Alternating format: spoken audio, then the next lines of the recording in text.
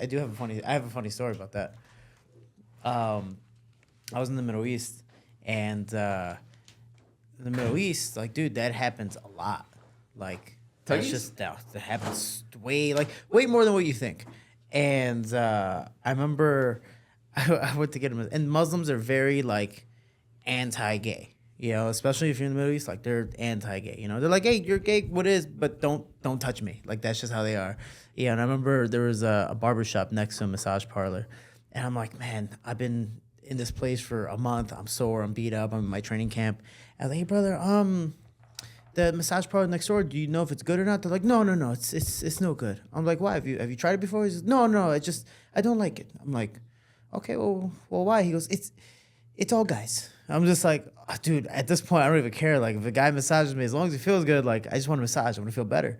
And he goes, I think it's gay. I think it's gay. I was like, dude, I'm going to go in there. I'm going to ask. Like, I don't care. I just want to massage.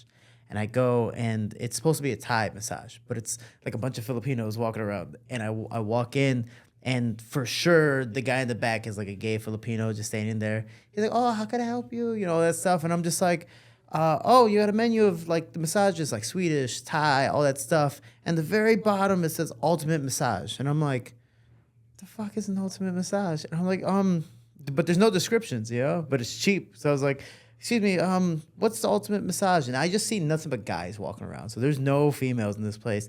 He goes, oh, this one, you get 2 guys. And I'm like, yeah, no, I don't want that one. Did we know it was a special massage, or was it like 2 guys working on your back? It was supposed to be 2 guys just massaging you, you know? That's it. Because it said like deep tissue, Swedish, you know, Thai, and then at the very bottom, ultimate massage is like, you get 2 guys. And I'm like, I'm not going to do that one.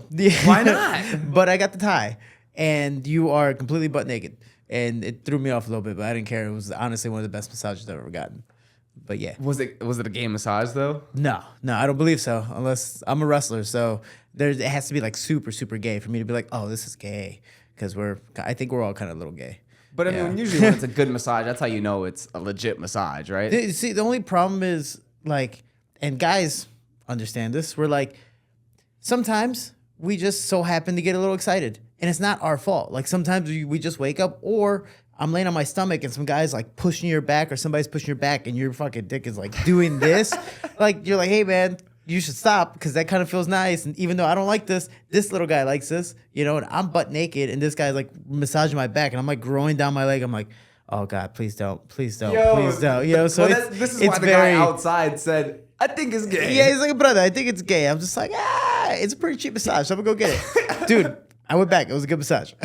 All right. So how many times did you end up going back there? For the time I was there 3 times. And none of the times you went for the ultimate? ultimate? None of the times. Oh, God, no.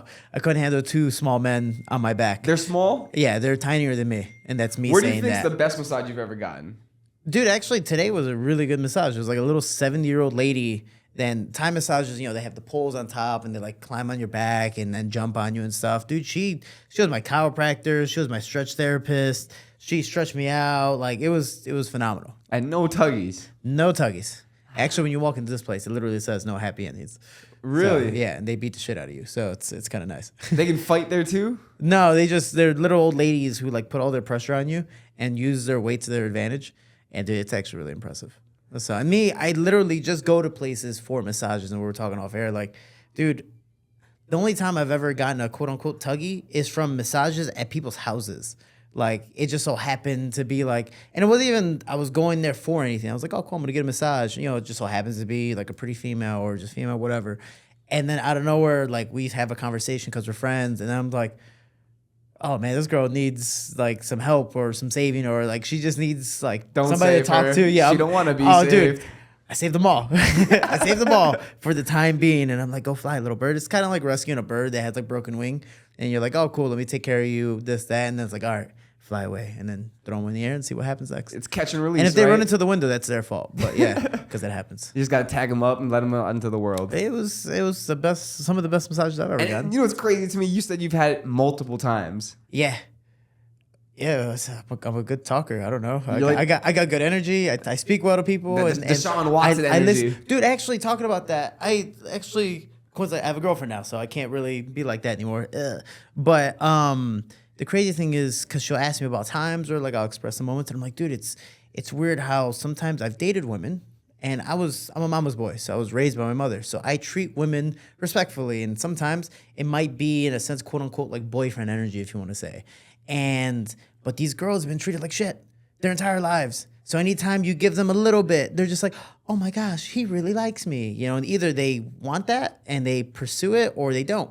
And they kind of just ghost you or leave you alone, which is a good sign for me, because it's like, cool, I don't have to waste my time or whatever. The only problem is, even if I don't like you that way, I treat you naturally well. Like, if you're next to me, I'm going to treat you like my girl, because I'm not going to just treat you like a piece of meat, you know? The only problem is, most of these women have only been treated like a piece of meat. So anytime they're like, oh my gosh, like they'll like jump on and latch on like a leech, and I'm like, oh shit, oh, this is my fault. Oh, my bad, you know, because I'm not used to dating like that. So yeah, it's kind of crazy how some people haven't really even been treated respectfully. And those girls, those are the ones that they love you, especially when you have a girlfriend. Yeah, you ever notice that, dude? Actually, I don't post about my girl because Instagram's weird, dude. Like, people click their profile, try to follow them, talk shit, or hit on them, or whatever the case may be. Like, I just don't. And every once in a while, like we went on 4th of July, I post a picture, some of my friends tag her, and I'm like, screw it, I'll share it. I don't care, whatever. But people will message, and they're weird. But man, I remember I took her to Chicago to meet my mom, which was a huge thing for me. And surprised I even did that. But took pictures, all that stuff. Literally, girls that I used to date in Chicago messaged me. They're like, who the fuck is that? I was like, oh, this is my girl. They're like, when the fuck are you going to tell me you had a girl? I was like, oh, I kind of just got her, you know? And just, dude, they block me or start talking shit or message them and start talking shit. And I'm like, damn, I was messing with the wrong women, you know? Or some really fun but very, very toxic women. It's kind of crazy how that works out. Well, it's the caveat. Like, sometimes the very, very fun women are also the ones you can't date in the long term. Otherwise known as hot. Yeah, hot women. They're hot, but they're hot, toxic as shit. women. You know, like the ones that will like trash your car. Like, and I got a Land Rover at home. I keep that bitch in the garage on purpose 'cause I'm afraid they're gonna brick my car, or slash my tires, or key it, or do whatever. That's your purple one? Yeah. That's back in Chicago? Yeah, sadly. Which, dude, some guy was a jackass. Like, I get out of my car and I'm like a block away, and he's like, "Oh, is that your purple Rover?" Yeah, no, I bet it was. And I'm like, what the fuck? You know? I was like, okay, we're just gonna talk shit. But no, yeah, it's very noticeable, as you can tell with this. It fits. Yeah. I haven't had you here in a while. If you guys don't notice, Jose Shorty Torres, Team Shorty, the legend. Hi. So how have you been since the last time we got together? You had the epic trilogy fight. Which, motherfucker, I thought I won. But it's just one of those things where, regardless, I can make all the excuses like, oh, he was running, he was this, or, you know, it was in Africa with an African fighter and African judges. I can have everything put against me, but I also didn't get to finish. You know, as much as I want to talk shit because you have the animosity, especially right after a fight, you want to do certain things. Hell, even my brother almost got into a fight. While I'm doing my in-cage interview after the bout, he's like talking smack to my opponent and his team, and I'm just like, dude, I'm fucking trying to do my interview, stop. And I had to be like, hold on, let me stop my interview, stop these guys from fighting, and I, you know, redid my interview. But it's one of those things, man. Look at Masvidal. Masvidal is probably a prime example, and there's a page that always puts on like all these posts of fighters and their quotes. And he's like, dude, I've been choked out, I've been knocked out, I've been doing all these things, but I'm making a living, I'm pushing through, and I'm not giving up.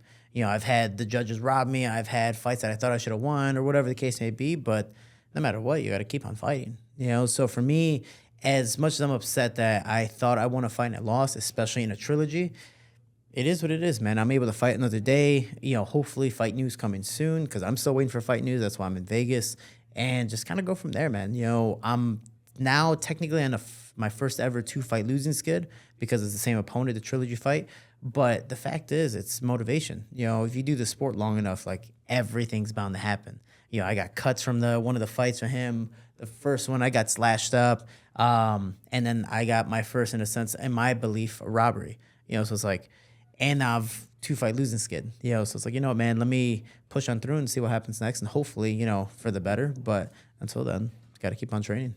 It was a classic fight. Let's call it that. And that's the thing. Like, worst comes to worst, I want to be like Justin Gaethje, or I want to be like Cerrone, where it's like, no matter what, if I win or lose, you want to watch me fight again. You know, like, man, Arturo Gatti wasn't the best fighter, but dude, every time you saw him fight, that guy was in a brawl. Right, he's in a war. Yeah, same thing with Diego Sanchez. Like, he was never champion, but dude, every time he fought, you're like, it's gonna be a wild, scrappy fight. You're gonna be entertained, no matter what. And that's our sport. That's what we are. We might not be comedians, we might not be actors or actresses, but we're entertainers, and that's our job.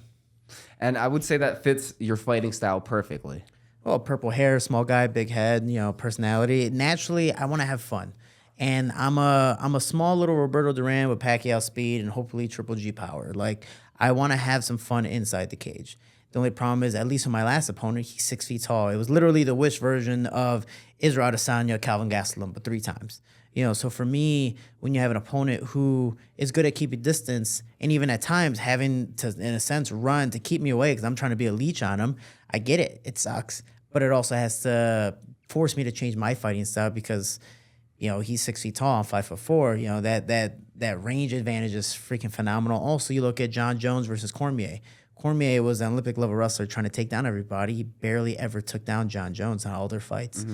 So it changes your fighting style. So I'm hoping, knock on wood again, that I get someone a little closer to my height that I can actually, show my stand-up skills and have a fun contest. Because, again, I don't mind getting dropped or knocked out. Like, obviously, again, hopefully that doesn't happen, but at least I knew I was in a war at that time compared to I'm chasing, I'm doing this, I'm only wrestling. And, dude, I want to be a Pacquiao fighter. I don't want to make it a boring fight, and I'm just holding on to somebody.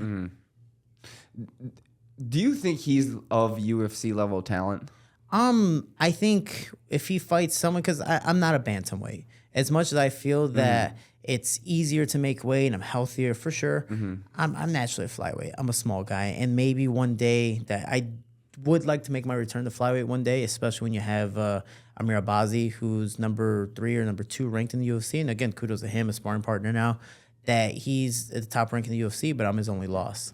So for me, it's like I can go with those guys. Brandon Moreno, Pantoja, Mohamed Mokaev, Manel Cape, all the other guys in the top 5. Like, I've trained with all of them. I know what I can do with them. I've had my wins. I've had my losses against them, whatever the case may be, but I know I can hold my own with them. The problem is I'm in a promotion where they're using my name to get to the UFC or Bellator or at least a better-known promotion. So for me, and Kosi, I think is a very good opponent, but I think when he fights someone his height that can, move his head a little bit more, because I don't move my head for shit, and get inside and put on the pressure properly, I think it's more of a war. But he also fought a guy that was substantially shorter than him. And again, the last one, I thought I got robbed. Everything went well for him. But regardless, it was a tough fight. And I think up to par, he will be able to beat some people. I just don't believe that right now he could be champion. But, dude, he did his first camp in, Bali. His first camp and his first fight with me, he cut me up. So the second fight, he didn't cut me, but he made it a war and survived every single time I took him down. He got up, no problem. So I believe he'll do well. Look at Sugar Sean O'Malley, not much of a jiu-jitsu grappler, but he's able to strike and bang, and we'll see how he does against Merab. It's literally the same type of matchup. That's the next title fight at 135, right? How do you think that goes, Merab versus Sean O'Malley? I don't know, and the reason why I say that is because the later the fight goes, Merab, it's a 5-round fight. Him and I are stylistically very similar. We're built for that. But for Sugar, he's able to strike really, really well. And especially if you look at even just the training footage of Patchy versus Merab, sparring in the garage. Like, Patchy's not a striker like that, but he's hitting Merab every once in a while. And it's like, Sugar Sean O'Malley, he's going to throw bombs. And he keeps his distance very, very well. And he also uses length very well, where he stays in position. He doesn't overextend. And, cool. Like, he's going to be, I think, what was the green-haired guy's name that he fought? Where he just pieced him up for 5 rounds, or no, for 3 rounds almost. And he never went out of pocket. He stayed in his distance. He stayed in his zone. He moved around, and he did well. I think he's going to do the same thing to Merab. Just can Merab take those shots? I honestly don't know, and I'm going to lean towards O'Malley, but I'd love to see a small guy reign supreme. Man, with Merab's motor and his forward pressure, you really think he's not going to be able to take Sean down? I'm not saying he won't be able to take him down, but can he hold him down? Because Merab, again, isn't the best at pretty much anything. And I'm not at all, putting shame on him. Like, he's a very good fighter, but he's been put in those positions. Look at against Ricky Simone. Like, He's not the best at jiu-jitsu, but he got stuck in a guillotine, and eventually he just fights, dude. He just doesn't give up until literally you have to put him out. Sugar Sean does have jiu-jitsu. He's been doing jiu-jitsu competitions as well. So as long as keeping the distance and also, being able to stay out of submissions, I think Sugar just has the advantage. But Merab is easily the best at conditioning. And I know from experience, like, dude, I've tapped out Merab a couple times. I'm like, okay, cool. But he just won't fucking stop. He's like, okay, let's go. And you're just like, damn, I already gave it my all. And then now you're just on the floor getting beat up. So Merab is a gas tank. He just pushes. But if he can't get the correct pressure and keep his distance properly, or for me, like, again, the same example, my last fight, move his head, then I think he's going to get pieced up. And what is Sean's power that special at 135? It's not that it's that special, is that he's long. Look at John Jones. John Jones isn't a knockout artist, but when he can keep you at distance, dude, it sucks. It's the same thing with, Sugar Sean O'Malley. He's not a knockout artist, but when he stays at distance, Eddie Wineland, there's a couple other people he's knocked out where it's just, once he's at his full length, if he gets his arm fully extended or his kicks fully extended, and he's also very awkward with his kicks, dude, he can knock you out. But if you, I guess, rush him like Merab will do, that's a whole different thing. But I think, Sean O'Malley, again, is good at keeping his distance and keeping his control. So between even, like, you brought up Merab when he's going against Patchy. Mm-hmm. What do you think that echelon is of the top 135ers in the world right now between, say, Sugar Sean, Patchy, and Merab? Patchy, easy. Because... The funny thing is, so when Patchy was getting ready for Rafian Stotts, Rafian's a good friend of mine, and I was just like, well, I got to get ready for my fight. My opponent's 6 feet tall, Patchy's 6 feet tall. And I'm going with Patchy, and coincidentally Bellator is there filming, and the cameras are all in our face, and we're having, fun. And I've already sparred with Patchy 3-4 days already, and we're having fun. And I don't know, he's like, hey, can you take a couple shots at me? I think Rafian's going to, shoot on me. I was like, yeah, sure. Why not? The problem was I'm not much of a shooter. I like more judo where I get to grapple and then I get to toss you or trip you, sweep you. But I'm like, let me shoot. I ended up he kept good distance control one day, and I decided to take a super, predictable shot. The only problem was also to his open side, the Curtis Blades, Derek Lewis, where you shoot to your open side, there's the uppercut, the knee, the kick, stuff like that. He threw up his knee, the same one he knocked out Rafian Stotts with, and all I remember was getting hit by the knee and then just on my butt. I don't remember the fall or anything. I just remember getting hit and then being on my butt. And when I hit the floor, I kind of did one of those, you ever push a toddler and he falls on his butt? I fell on my butt and looked up. I was like, oh, I got dropped. And I just kept on going. And Patchy is like, dude, are you okay? I was like, I'm fine. Good knee. But then I looked to my left and you just see the camera staring straight at us. I'm like, hey, man, do you mind telling your promotion not to put that on the highlights, please? Because I got my title fight coming up. Patchy is a phenomenal fighter. And he doesn't hit hard, but he'll outwork you, especially on the ground. I think it was his last fight against the Russian, Magomedov. Dude, once he gets you in a position, if he wants to tap you out or break something, he will. Mm-hmm. Patchy's one of the most competitive guys I know. He's, in a sense, the Kobe Bryant of MMA. This guy wants to be in the gym. He wants to work. He'll be there before you. He'll be there after you. He's stretching. He's doing technique. He's very spiritual with his stuff. He needs the work, and he has only his group of guys that he goes with, and lucky enough I'm I guess good enough to be one of those. But dude, Patchy I think he would have a hard time with Sean O'Malley because of the length, but I think once he grabs him, dude, it's over. And look at Sergio Pettis.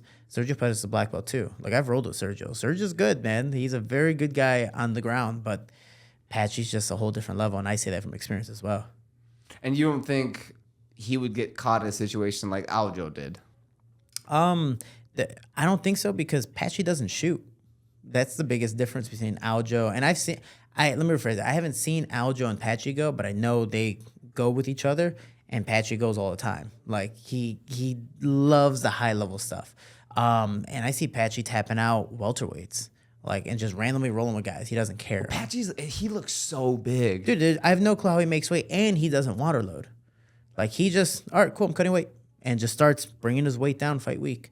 I have no clue how he makes weight. So I was talking to Kai Kamaka about it. He says he has 0 legs. He just has no lower body. No legs. No butt, no legs, no quads. Which is also the pro and con, because most of the guys I've sparred with, one day in my mind that I believe I'm going to fight. You know, that's just how I would love to fight Patchy. I'd love to fight Sergio, all these guys. And like the whole Bellator Grand Prix when they had it, like I used to train with all those guys. So I'm like, oh, I would love to fight any of them because I know they're tough guys. It's more of an honor thing than like, oh, I can beat him or I've had good days, whatever. Patchy, his biggest weakness is leg kicks. And I remember I just started calf kicking him, and there's some days he couldn't walk. But he, again, like Kobe Bryant, this motherfucker learns from his mistakes. And now he started shin blocking or lifting his leg and started teeping, you know, to keep me away. And I'm just like, damn, he's listening. Like, damn, he's getting better and he's improving. And he improves really, really fast. And then he starts countering that. So the stuff I did to him the very first few days we sparred, I can't do to him anymore, or I have to set it up that much more. So he's easily, I think, one of the best bantamweights, and he should be. And it's not at all putting down Bellator PFL, but I would love to see him fight, you know, the top 5 guys in the UFC, just to be able to say this guy reigns supreme over all these promotions. You know, Demetrius Johnson going to ONE FC. He beat everyone in the UFC until he finally lost that split decision, which I thought he won, and then goes to ONE FC and dominates over there. And just shows across the world he's the best 125. Not just in the West, but in the East as well. You know, and I think that's Patchy. You know, Patchy's.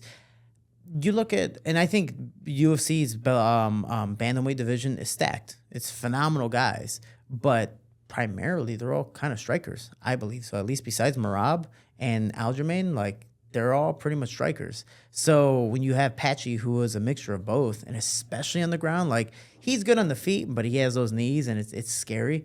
But when you go on the ground with him, dude, it's a very, very fearful thing. Like anytime I train with people, I want to go with good people.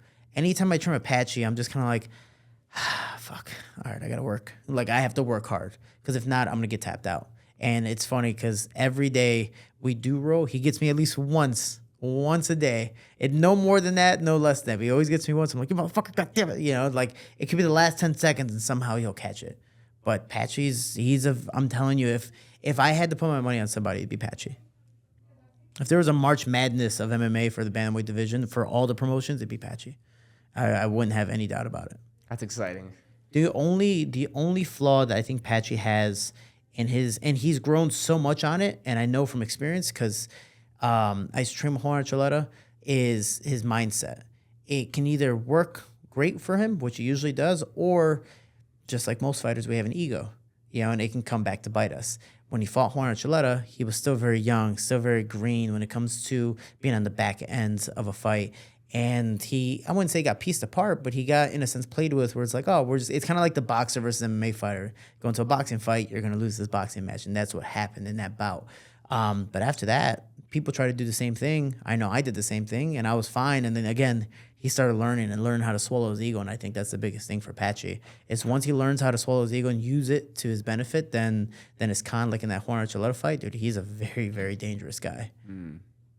I would love to see that just to find out really who's the best in the world. I'm telling you, like I've trained with majority of the high level guys at bantamweight as well. Like Patchy is easily the hardest and scariest guy to go with. Because is there any other weight division where outside of the UFC, there's a guy that could compete with the belt holder of the UFC? That one I don't know. I mean, I guess one has some high level guys. Adrian Amoras would have been good but that's at bantamweight because again, their divisions over there for ONE FC they're 10 pounds higher. So like for example, Jared Brooks is the strawweight champion. That's 125 over there. 135 is flyweight. So it goes up every 10 pounds. But I think Adrian Amoras would do well in his prime, not anymore. But you look at some of the fighters that were released by the UFC doing really well or even struggling overseas. John Lineker, I think finally became champion, but inevitably lost. Jared Brooks, finally became champion. Myself, a part of Brave. Demetrius Johnson, a part of ONE FC. Ali Bagauzinov, part of whatever Russian promotion at the time, and then was on his way to be the flyweight champion for Brave. So there's a lot of good guys that were released by the UFC that are not dominating other promotions when you would think it would be otherwise. What about, have you been seeing everything that's happening with Ilya Topuria and Max Holloway? I just know that they're talking smack, but that's about it. Is that fight ever going to get booked? I mean, that's supposed to be the next featherweight championship fight, right? See, that's the hard part is you have Volkanovski, who's been, I think, not just a dominant featherweight champion, but also a company man. So when he's bumping up and losing that lightweight, it's like, dude, he's still the champion. Yeah, cool, he lost, but give him a rematch. Like, he's done everything the UFC's pretty much asked for, especially the last-minute fight against Islam. Like, and he went 5 rounds with them for a last-minute bout, given sure he got knocked out the next fight, and maybe he might not be in his prime, but prove it. If he's not in his prime, let him go out in a shield. He's done everything the UFC's wanted. He's been the company man. Have him get knocked out or lose again to Ilia Tempora, and then make those other fights. Max Holloway will always be there. So he's the baddest motherfucker on the planet. You know, just like he's always gonna be there. Max could, you know, fight for the featherweight belt or bump back up to 155 and have some fun there. But I believe the fight will happen, but I would love to see Volkanovski first. I just think respectfully, that's not just earned but deserved. Right, yeah, I definitely respect that. It's just Max has been the #1 contender for how long now? It feels like Sure, probably 3 years almost now. Yeah, 2 years. Max has been the gatekeeper. Right. You know, sadly. You know, and I don't say that, and again, in a disrespectful sense. Like, he's beat everyone, even when he was champion. On his way up, he beat everyone. And then he fought Volkanovski. Well, you think about it, those first, I thought Max won the first one. I thought he won the first one. I thought he won the second one even more convincingly. That's when he dropped him in the first round and second round. I thought he won the first one. I can't remember the second one, but I know the third one. He definitely lost that one. Yeah. You know, so the fact was the fights were very, very good. Again, judges, and I've obviously had that problem in my last fight where they can go either way. But Volkanovski, after that, showed how dominant he was, just like Max Holloway. And when you have Max, like, he's now one of the richest guys in UFC. Like, he can just fight. He might not be the champion, but he has a belt. You know, he can fight. What would be your Colby, take on or that? he could fight Poirier again. I would love to see him. I would love to see him fight Poirier that'd again be for the baddest crazy. motherfucker. Like, Poirier has nothing else to do. Like, he's not going to get a title fight anytime soon. He's not going to bump up to 170 to get a title. He's not old, but he's also not young. Dude, it's the Nate Diaz Masvidal. Like, you guys are so popular now, you can just make fights. Like, as long as you call out another one just as popular as you are, you know, give or take, like, just fight. Look at Anthony Pettis. No offense to Pettis, and I love him, but he's nowhere near what he used to be back in the day. And him losing to a no-name, Avila, and again, no disrespect to Avila yesterday, but now you know who Avila is. You know, he beat Pettis in a boxing match. And that was probably one of Pettis' highest paydays of his career. Exactly. So, and that's Pettis being super smart and using his name. Using his name, has a promotion, APFC. Using his name and doing other things business-wise. So this is the point where I think all of us fighters want to get to. If we can't get to the belt, or we already have the belt and then lost it, dude, use your name for other business ventures. Because at the end of the day, like, we talked about our different careers where it's like, once it's over, like, it's probably over. So let's enjoy this as much as we can, but also it's not to just show how great I am. It's also to make as much money as possible before our career's over. Like, as much as I'd love to be champion and this and that, if you told me, hey, I'm going to make $10,000 to be champion, but I make $200,000 to go fight some influencer in boxing, I'm going to go do that, you know, because I'm going to make more money. This, I could still probably lose, you know, and it doesn't work out my way. Now I also lost 200. This is a more guaranteed thing, you know, so make as much money as possible. So I think that's what Poirier should do, and I think him fighting Max Holloway again, even though a very, very tough fight, dude, it just raises your stock. Why not? You know, and I kind of wonder that because of how, I want to take it back a little bit, but that first and second Holloway and Volkanovski fight, the third fight, how that looked, right, when he got dominated by Volk. Ever since, Max Holloway has been crazy dominant, right? He knocked out Korean Zombie, knocked out Justin Gaethje. It makes me almost think something was wrong going to that third fight. The hardest thing is, and I know now, at least from my trilogy, is that we all have a bad day. Like, my second fight with him, I was very egotistical. Again, for you believe he won the first and second fight. Maybe Max thought the same thing. And he was like, all right, cool. I'm going to win this third one. I'm just going to pick it up a little more. And maybe it worked to his disadvantage. You know, for me, after my first fight, I'm like, it wasn't as hard as I thought. Let me go into the second one. I'm not going to train as hard. I'm not going to take it as seriously. He doesn't hit that hard. But I'm still eating shots. And now I'm bleeding on this side. Okay, damn, I'm bleeding. Let's not panic. Oh, I'm bleeding on this side. Oh, I can't see it all. I got to retire from the fight, you know? So the hard thing is you don't know what his mindset is, but the fact of the matter is, no matter what, you have a bad day in the office. I mean, you've been, no matter if it's work, training, whatever the case may be, like, We all have a bad day, and that could just be under the lights. It just happens you're in your underwear in front of thousands of people. Or Derek Lewis, and your balls are hot, and you make a lot of money off of it. So, like, it's part of the process where that's the most exciting but also saddest thing about our sport. We can have the best training camp in the world and then go on the lights for 5 to 25 minutes and just not show up. And it is 100%. And Max also taking off his thing in Joe Rogan podcast, like he talked about this top 10 guys, top 5 guys, top 3 guys, champion, they're all the same. Yeah, some guys are maybe stronger, faster, better, more skillful, more talented, but it's all here. Like, dude, I know Jillian Robertson really well. She, dominated Michelle Watterson, and Michelle Watterson, I believe for sure, is way easily she's the better talented athlete, skillfully being born and all the way coming up. And just, I think, even in the end of her career, a better fighter. But Jillian Robertson showed the opposite. She goes, cool, I'm more of a jiu-jitsu girl, wrestler. Cool, I can scrap here and there. But my mindset is I'm going to do this. And she worked her ass off to get to that point. I'm telling you, like, we used to play catch and just random stuff, play basketball. She's easily one of the least talented people I've ever met. But inside the cage, they can do it. So I think it's just a mindset. And it's 100% how you think about yourself when you get into that point. Wanted to talk a little bit about your podcast. Yeah. So how did that start to come about? I talk a lot. People want to take advantage of it, and I'm here. It's one of those things where I've always wanted to do a podcast. My manager also manages Brendan Schaub, and dude, he makes a fuck ton of money, like doing podcasts. Dude, he gets so much hate and it makes no sense. Regardless, I don't care. Like I used to talk to Tyron Woodley as well. I'm like, dude, no offense. This is before Kamaru Usman. I was like, no offense. Yeah, your fights are kind of boring to me. He goes, I'm the champion, right? I was like, uh-huh. He goes, do I got the belt? I'm like, uh-huh. I was like, do I get paid championship money? I was like, well, yeah, probably. He goes, I don't give a fuck what you think. I'll take it in a little bit, but I don't care.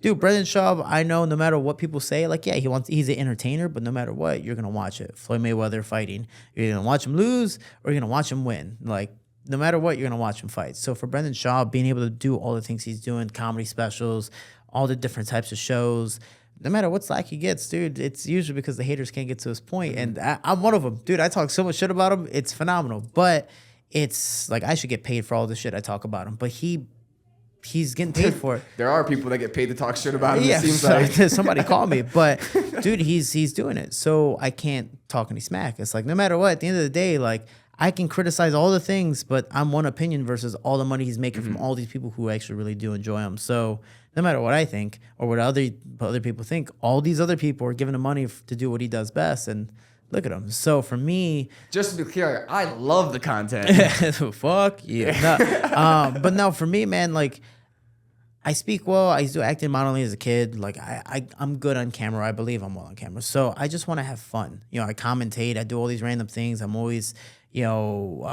co-host or guest on people's shows. So I had every guy who does a podcast with me, I was like, hey, if it's a big platform, if you guys are looking for extras about doing side shows or whatever, like I'd love to be on it. I used to be on the MMAfighting.com show every Wednesday with Jose Young and just have fun and do whatever, interview fighters and just have some fun. If it works out and I get paid, amazing. If I don't, then let's see where it goes. So for me, talked to Luke Kelly from MMA Unhinged, and they're like, yeah, we're actually looking to partner up with somebody to do another show that can talk more about fighting, who is a fighter, and just have some fun. And me, we kind of do a System of a Down type of show where it's like random bullshit, like fun, crazy stuff, the real point, back to random bullshit. And we like to just have fun and have a good time. So we don't want to make this like a job interview. We just want to talk. Dude, and then let's get to the point, and then let's have fun again. How long have you guys been doing the pod now? I think we're on episode 9, so we're slowly but surely getting there. There's about 2 episodes every week that we've been, kind of putting together.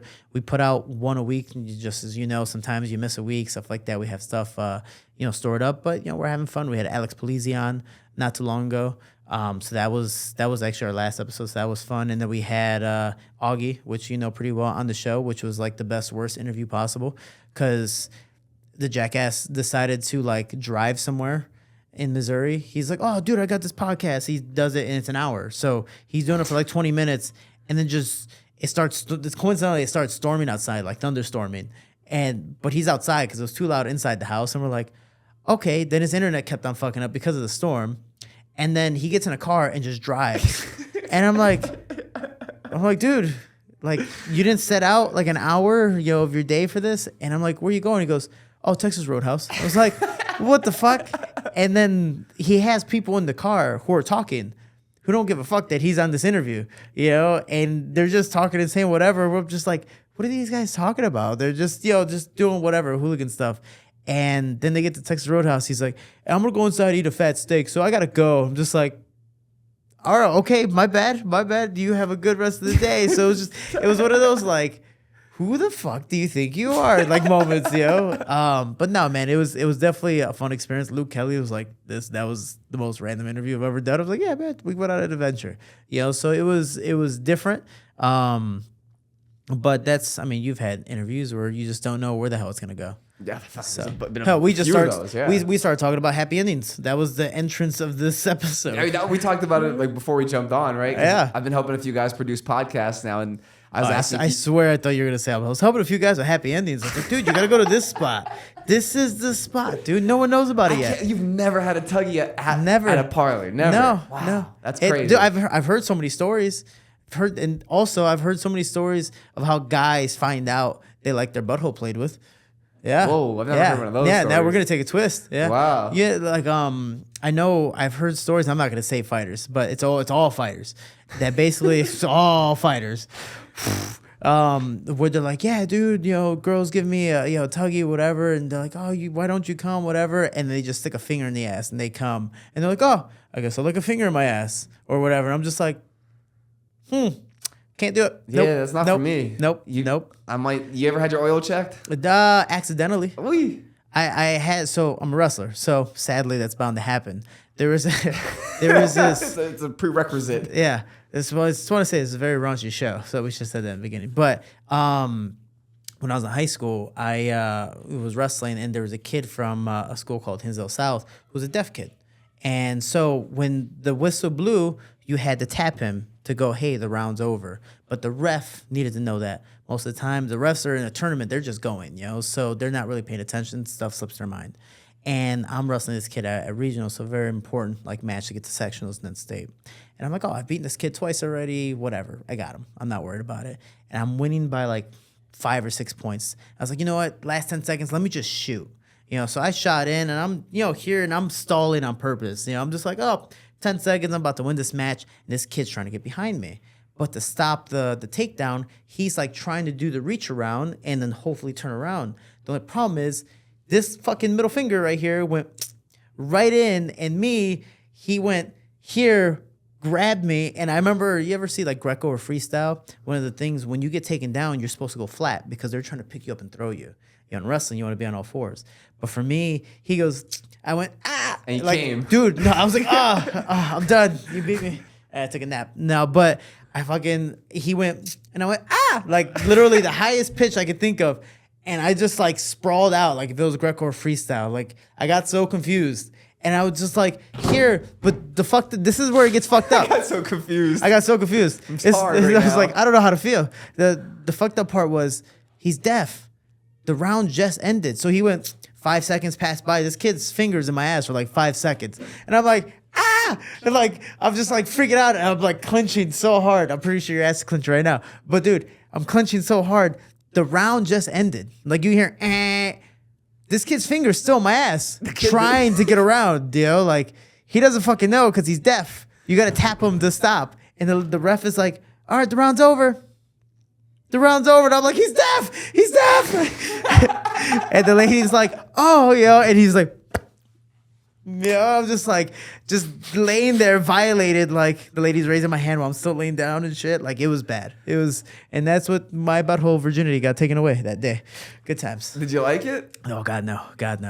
Can never do it. Have you ever had it in bed or by a girl? You know what's funny is I had an ex-girlfriend that years ago I messed around with, and one of my favorite things with her was, getting head. So she's playing with my balls, doing different stuff. And this is already years later. And so I'm like, okay, you're going to obviously learn some stuff years later, whatever. You do stuff different. And she slowly starts reaching down. And I remember feeling it. And I'm just like, I appreciate the enthusiasm. Thank you so much. But no, it's not for me. Thank you, though. I appreciate it. We'll just do the regular, and I'm good. And I'm happy. Do your regular, hot tour, and I'm good. A hot tour, girl. That's it. I miss her. I wonder how she's doing. No. What'd you think about that whole situation? Can you believe that blew up that big? The hot tour girl? Dude, we're dumb. Yes, I can believe it. How many memes have come out of not just that, but I mean of really, really dumb stuff before that? I think this is actually probably the most, like, you ever look at something, you go, I can see why that got popular. You got a pretty blonde girl that's young that goes hot tour on this like streets podcast. It's like, yeah, no, I can see why they got popular. With the country accent. Yeah, white girl, pretty, blonde, hot tour, and then just walked away like nothing happened. Like, dude, that's like a mic drop. Like, that was fucking awesome. Like that one makes sense. The other ones are usually like dumb or, people doing dumb shit. And they just they make fun of them, but they somehow make money at the end of it. Where it's like, all right, it worked out well with, for them. But this one, she's doing well. She's selling hats and gear and, On the other hand, I didn't think about it till right now. There's probably a bunch of kids out there right now going hot tour. Yeah, but that's also, I mean, you're a parent. That's also the parent's job. It's like, dude, you got your kids on TikTok or whatever social media at 5 years old. They're going to follow whatever trend they see. Like if you put them on watch Blue's Clues or Teletubbies or whatever show for our generation, they're going to follow that stuff. But when you have parents, lend their kids, just grab the phone, run away, dude, you don't know what they look through, and that's the hardest part. See, I think that's a huge point where the parent obviously has so much accountability there. I think the only thing that changes it now is there's so many other kids out there now that their parents don't really care or aren't really taking that. I mean, I'm the same way because my parents, at least at the time, given we didn't have social media like that, but my parents didn't care. Like, I didn't have a curfew. I came home whenever. I could pretty much have done whatever I wanted for the most part. But I was also naturally responsible in my own little way. But my parents would say little things, but like, just don't bring the cops home. Don't do this. Don't do that. That was actually my number one rule: is don't bring the cops home. But don't do certain things, and you're fine. And because of these certain guidelines, kept me away from all this other stuff. So when it comes to like TikTok stuff, especially TikTok, because every kid is on it, they want to be popular, they want to do this. Instagram, same way. I mean, how many times for you, for example, you're just on your Instagram, just chilling there, scrolling, and people are walking around behind you. But when you open up your phone, because Instagram now has posts that people you aren't following, they're more like suggestive people that just come up on your regular feed. And dude, some random OnlyFans girl or whatever the case may be, and you're just like titties on your screen, but people are walking around behind you or kids, and you're just like, oh my God, like it's happened a lot, at least to me, so. Yeah, there was a time where it was happening a bunch, but I feel like it's slowed down a little bit recently. Just a little bit. No, I get it, but that's, still also embarrassing, right? Yeah. And you're just like, titty. Yeah, good stuff, huh? So you just have fun with it. But, that I think that's the hardest thing, given I don't have kids. So I'm obviously speaking from a general perspective. But the fact is, it's like you want to be their parent and your kids are going hawk too. It's like, cool, if they seen it, then you got to handle it in some sort of way to where you got to be like, again, that's a whole, like, I'm stepping on a thin line here, but you have to figure out a different way to handle it. But it's crazy how now, especially this generation, where we can speak our mind and then we're in trouble. Right. Even if it is just a joke, and we clearly state it's a joke, and then we're in trouble. This is random thing. Look at Dave Chappelle and Cat Williams. Dude, they can't get canceled because they don't give a fuck. They're just like, all right, let's have fun with it. Cat Williams, he's throwing everyone under the bus. He doesn't care. And Dave Chappelle has no deal with like Chase or these acting roles. He's like, I don't care. Like, I already left my show for $50 million. I'm making way more money now, but I'm doing my own thing compared to, and again, no diss at Kevin Hart, but Kevin Hart can't do that. Mm-hmm. He's on that fine line where he's partnered with Chase, doing every single movie role offered to him. He's on all these different things to where even little kids look up to him. So if he does anything bad, it might be, I think he got banned from the Oscars or for doing the Oscars once or whatever Grammy Awards. Right, yeah, for like his old, like... Yeah, a 10-year-old tweet. Yeah. Of saying something gay. It's like, dude, that's how we talked to people 10 years ago. We called people random slurs. Like, that's just what it was. Like, it wasn't anything Do you remember bad. that joke from his stand-up? It was like... his son was doing something. He's like, hey, stop that. That shit gay. Yeah, when the corduroy, they were rubbing up against each other. Dude, my dad, the reason why I didn't start wrestling when I was a kid, because all my friends and my mom always makes fun of me. I was like, no, this is dad's fault. It just came off to me is my mom was like, oh, hey, maybe you should do wrestling because everyone for football is going to wrestling after the season. Why don't you do it? You're talented. Why not? I'm like, oh, let me ask Dad. Let me see if he likes it because he likes combative sports. And he's like, is that the one where they wear the tights and, the underwear and they just grab each other? I was like, yeah. He goes, no, that shit's for faggots. Like, that's what it was back in the day. It wasn't to be like, oh, no, you're going to be gay. He's like, yeah, that shit's for faggots. I don't want to see that. I'm like, okay. And then I was a little parakeet repeating it to people. I was like, no, that's gay. That's gay. That's gay. And then I ended up being a gay wrestler. So there it goes. So. And then I came when somebody put their finger in my ass. Yeah. And then I came and I was like, wow, my dad was right. Huh. But the fact that it's like the whole South Park wrestlers episode. Have you seen that? Where like they're all in singlets and they're trying to do wrestling practice, and the coach is like, all right, you're gonna get into referee's position, get in all fours, and this kid, Tommy, come here, just put him behind him, and he's gonna grab here, and he's like, yo, what the fuck? What are you doing? He goes, no, it's wrestling position. He goes, no, that's gay. And yeah, it's pretty. Again, I'm surprised South Park honestly hasn't been canceled, but that's also the reason is when you have someone who's naturally an asshole, be an asshole. Oh, that's just him. When you have a nice guy finally one day stand up for himself and be an asshole, oh, what are you doing? You're different. You've changed. You're a bad guy. Yeah, we should cancel you. Well, it's also like the people that are like virtue signaling and like trying to be known as the good person or like trying to benefit from their good acts. A lot of those people, when they finally get brought to light that they do some raunchier stuff or some bad stuff, then they get set on fire for it. Well, that's. I mean, obviously, sadly, that's life where they're insecure with whatever issue, whether it's themselves, whether it's the stuff they do, they're afraid to get judged by. Dude, just be yourself. Like, no matter what, I think I'm a huge fan of Logic, where he's like, dude, no matter what, there's gonna be someone who does what you do or likes what you like, and whatever the case may be, So like, I'm not a druggie, but dude, I know a lot of people in Vegas who do drugs, like that's just you go hang out with them, I'm not gonna do drugs. You can offer it to me, but if I do it, awesome. If I don't, I'm good, So it's the fact of, dude, just be yourself, and no matter what, especially as a fighter, there's gonna be someone who dislikes you. There's gonna be someone who dislikes something about you or has something to say, negative to say about you. That's natural, dude. Just do you. Like, what's the quote? It's like birds are always gonna fly over your head, but if you let it build a head in your nest, like that's your problem, or a nest in your head. Like that's your problem. So it's the fact is you got to deal with your own stuff. And you got to be comfortable with yourself. Cool, I like this stuff. For the guys, I'm not a fan of the finger in the butt, but dude, you like finger in the butt. You do you. I'm not going to do it. So that's it. Do you think Alex Pereira can become a 3-weight champion in the UFC? With John Jones as the heavyweight champion, no. If it's somebody else, sure. But with John Jones, no. I think, especially in boxing, you look at all these multiple weight class champions, some of them don't bump up because there's a certain someone at the table in front of them, holding the belt. If they decide, screw it, I'm going to just bump up and fight whoever and still win, dude, good for you. But Roy Jones Jr. bumping up to heavyweight and winning stylistically, it was just a very good matchup. You look at Canelo when he was trying to bump up and then he fought Bivol. Like, Bivol beat the fuck out of him. That's a whole different type of fight. And he's like, yeah, no, I'm not going to bump back up. He talks about fighting Bivol again, and it's been offered, but he hasn't fought him for a reason. Because he's like, yeah, I don't want to lose again. Let me fight these other guys, keep on building my career. Once Bivol bumps up or does something else, then I'll bump up and try to fight that belt. Because Bivol's not there.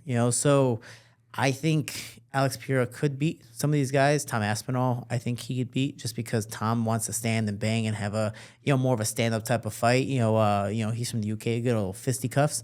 Then cool, awesome. But if it's John Jones or Curtis Blades, nah, fuck that. They're smart. They're gonna take him down. So what do you think would be the smart move for Alex next? To just stay at light heavyweight and continue to dominate at 205? Convince Dana White to make the baddest motherfucker belt, but at a heavyweight class. I think honestly for him bumping up, he could do it, but it's like John Jones. Like, dude, you can do it, but you also got really fat. Like, you also got out of shape. You also got different out of shape. Like, you're in shape, but you're not in shape because you got this beer belly, but you look awkward. And you fought a guy in Cyril Gane who has no wrestling. Stylistically was the perfect matchup for you. If you fought a guy like Curtis Blades, that's a really hard fight because Curtis is known to drop people, to knock people out, and also really, really wrestle. You look at Daniel Cormier versus Stipe. Like stylistically, that was a good fight until Stipe figured him out, knew he didn't block the body, and he got beat up and knocked out. But Daniel Cormier wasn't trying to fight every single guy at the heavyweight division. He was trying to fight his certain people, win, defend, and get the fuck out of there. It just wasn't safe for him. So I think Alex is good at light heavyweight, and we'll see where it goes from there. But I can tell you this. Just like the Brendan Schaub thing, as much as I want to hate on Alex and like, dude, you have no wrestling or you don't have this, he's knocking people out. Like, he's still doing the job and he's entertaining as fuck because he doesn't speak. He's like that one black guy that does this all the time and doesn't speak. Like, good for him, So Alex he's a spectacle because it was a third fight. He's fighting for a title, wins, defends, all that stuff, bumps up, wins, defends. Like, dude, good for him. It's especially being older and later in your career and being able to do that now, good for you. I mean, especially thinking about it even at 205. John Jones in his prime at 205, Alex Pereira. Who wins that fight? John Jones. Anything with, again, there's matchups. Him fighting, Alex fighting Israel Adesanya, great matchup. It literally was a kickboxing fight all over again. Whatever happened in Glory was happening in there, and it happened in that first fight. But when you have him fighting an actual wrestler, or a grappler, like that's a whole different type of fight for him. He's not used to that. I don't think he's ever really fought a true grappler. Like, there's no Khabibs at light heavyweight. And given there's a lot more at the heavyweight division, like Curtis Blades, again, shout out to him because I'm super excited for his next fight. But in general, I think, one, John Jones will never make light heavyweight again, that's for sure. Because he gained so much weight, is ridiculous. And plus, he did like a whole year of just trying to focus on gaining weight properly. Mm-hmm. There's no way he's going to make light heavyweight again. That's the thing, though. It didn't look like he gained that weight very properly. Kind of yes and no. Like, he's kind of like that bodybuilder off season. Like, that's his body type right now, where he's big, but man, he carried a lot of fat. You bulked a lot, and you forgot the cutting process. What did he came out at 250? Was it? And that's the thing, because you can make the weight doesn't mean you should. Again, against Cyril Gane, great match for him. No matter what, I think even if he was at 220, I think he would have won the fight. But the fact is that like he gained so much muscle in the process. Plus, having all that fat, like, you start trying to lose that weight, unless you do it properly and like super scientifically, you're gonna put that fat into muscle, and muscle is also body weight as well. That's gonna add pounds. So I don't see him going back down to light heavyweight, given it wasn't an easy process for him, but it also it was hard, but not the hardest. But now trying to make it again, like, what's the point? To fight these really, really more athletic fighters that are going to move and do all that stuff? No, let me fight these big heavyweights that might stand in front of me and let me take them down. What's the interesting thing about Politan to me is on fight night, he was 230, 236 or something? He's a big guy. Like, I'm trying to think. I gain about 20 pounds naturally.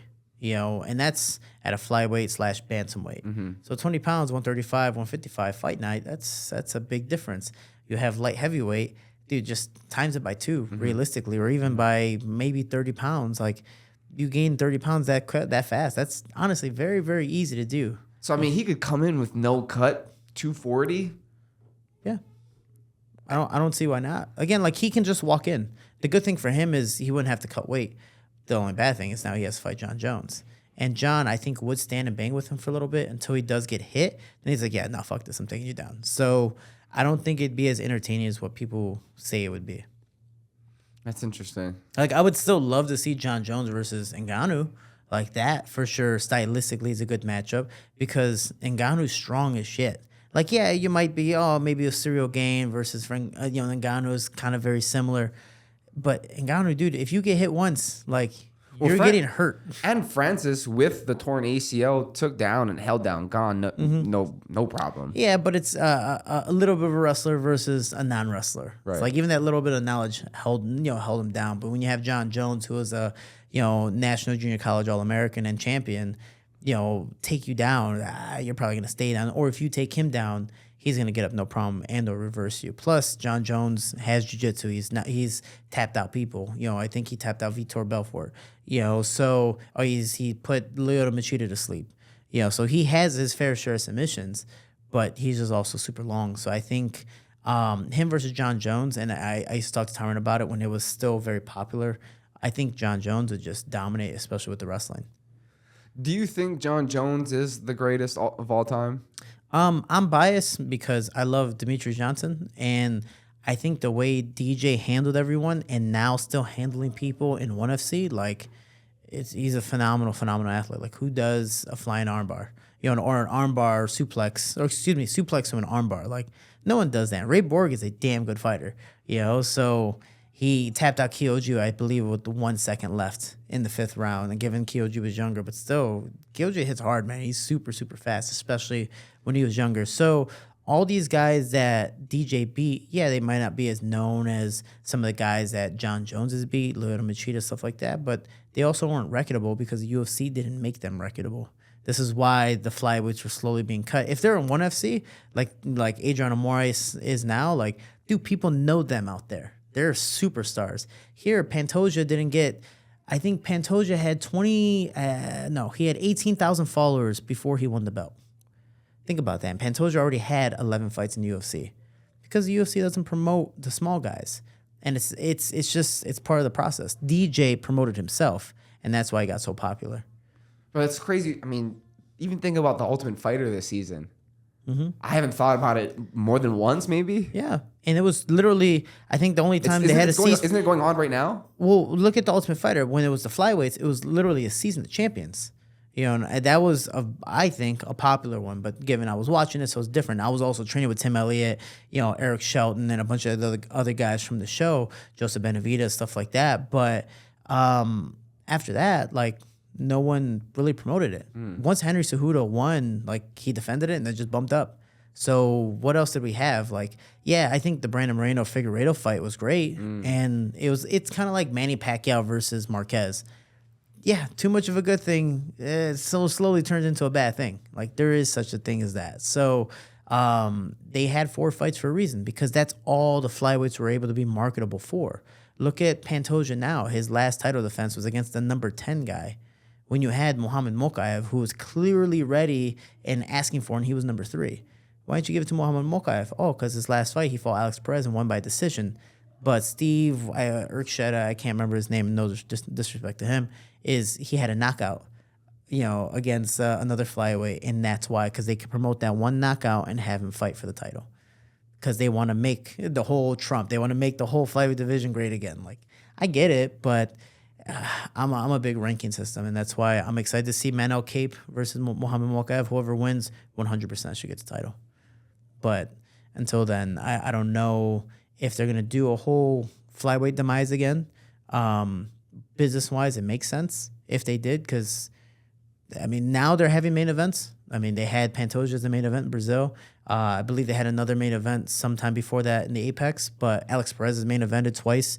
Once against a Japanese guy, and I can't remember the one before that, or against Mateus Nicolau. But, is it, I guess, crowd drawing? And that's why they've been at the Apex or smaller events. I haven't seen a main event here in the States besides Brandon Moreno and Figueiredo. Talking about smaller events, the complete opposite, probably the UFC's biggest event ever coming up at the Sphere. Are you going to be a part of that event? I will be. I'm going to be cornering Lazy Boy. So Luis Ronaldo Rodriguez finally got his fight offer against Ode. I can't remember his last name, so I apologize. But Ode Osborne? Yeah, there you go. Ode Osborne. That's going to be a fire fight. Was it the Jamaican sensation? He's a phenomenal fighter. I believe they sparred before. I'm not going to give any insight on that because that's their own little thing. But just to be able to be in the corner and also be able to experience the Sphere, like, we're Vegas locals now. Like, we just going around here. It's like, dude, that Sphere is shining every single minute of the day. I can just imagine now the inside. So I'm excited to see how it plays out, but also kind of ready to be like, how is this going to work? Because I don't know how the seats are, stationed at the Sphere. I don't know if it's, the UFC is going to be, the cage is going to be on one side or the cage is going to be in the middle. Or, again, every arena is very, very different. But, dude, to be able to have the first event, especially for, what's the event called? Noche something? I can't remember. UFC Noche? Yeah, UFC Noche. So, to have all these Mexican fighters on it, like I was part of UFC Mexico for Lazy Boy. Dude, that kid gained 500,000 followers from one event. From one fight. his debut. And this is also like me hating on him a little bit. This is 100%. I'm hating on one of my fighters technically. Dude, this guy had one fight, and he was the second fight of the night. So he was the UFC Fight Pass prelim or ESPN Plus prelim. Let the people know how that fight went, though. So it was like for him, it's a storybook like Disney type of. You ever see the Cubs versus the against Cleveland when they finally won the World Series? It was kind of like that. That last game where it was like, I'm winning, no, you're winning, I'm winning, and just like that, it was back and forth. And so for Lazy Boy, he had this 4-month camp to cut down the flyweight because UFC told him like, hey, you're cool at bantamweight, but we want you at flyweight. We're not going to take you any other weight class. And he hasn't cut weight to that point in like 3 years. So it's like, all right, I guess we're doing it. Dude, he did a crazy camp to where even I was talking to the coaches like, dude, I got my weight cutting trauma. So I'm like, I don't think he's going to make weight. Like, I'm nervous for him. But the drive that he had, once you get to a certain point, and I don't know if you've ever cut weight, but once you get to a certain point, like, you want to give up. You think of every horrible situation, the anxiety goes through the roof. It never happened to him. Like, he just kept pushing and pushing and pushing. People could eat in front of him. I actually gained weight when he was cutting weight because that fucker, he's that type of weight cut that makes you eat everything he wants. So I ate everything because we were in Mexico. But he just, dude, he was so motivated. Like, he's like, sauna again? All right, let's go. And he was just no hesitation. Dude, we bitch about a lot of things as fighters. He's just like, I gotta do it, don't I? All right, let's go. And he would just get in there and do it. But the fight, we get out there. Obviously, he's nervous, but he's wearing a sombrero, walking out. UFC Mexico, his country. Everyone, just going at it. And, like, I'm filming behind him while walking out. And he's just like, dude, he's having a blast. Like, it's like a kid going to Disney World. Like, he's having a blast. And he gets in there, and you can tell he's timid.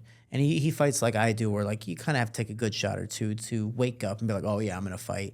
And he's also very Mexican, so he's like, come on, I want to see what the best you have. And the Ukrainian was a good fighter, And Lazy was very timid with his strikes here and there, very nervous. The lights are on. UFC Mexico is huge, and you have everyone chanting Mexico. So like there was a fight in the crowd during the fights. Like that's how crazy Mexico is. And the security didn't even stop it. Security was like, yeah, no, fuck that. But he goes in there, and I'm like, dude, you got to put your left hand up. Put your left hand up. And I don't know where he didn't put his left hand up and got dropped with the right hand. And a good, like, clean flash, like, knockdown. And he gets dropped, gets taken down, and he's scrambling back and forth. And I'm like, oh, shit, like, he might lose this fight. And it's not because this guy's better than him. It's just because it's in his head. We get him to the corner after the first round, and we kind of, like, put it on him. We're like, dude, like, you're way better than this. You hear all the people. Like, they're screaming your name. They're screaming Mexico, all this stuff. Like, you used to sell Jell-O on the streets. Like, he used to walk around in the middle of the aisles, in traffic and just try to sell Jell-O and different, condiments, whatever you can buy, bread or whatever the case may be.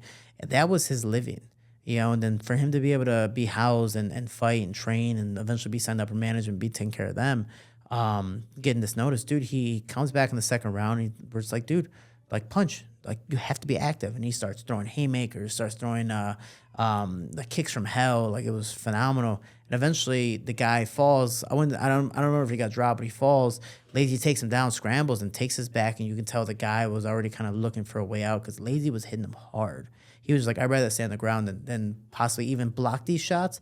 But they still hurt. It was kind of it's kind of like Canelo when the guy has his hands up and Canelo's like punching his shoulders to slowly get his arm to drop because the guy's shoulders like swelling up. That's what Lazy was doing, and he was hitting him as hard as he possibly could. And he just took the guy's back, put in the hooks, and just put in the rear naked choke and just started arching. And literally, I think it was the last 2 seconds of the second round, he got the finish. And dude, Mexico, like that's how it felt. Like it wasn't the crowd; it was like all of Mexico was like, yeah.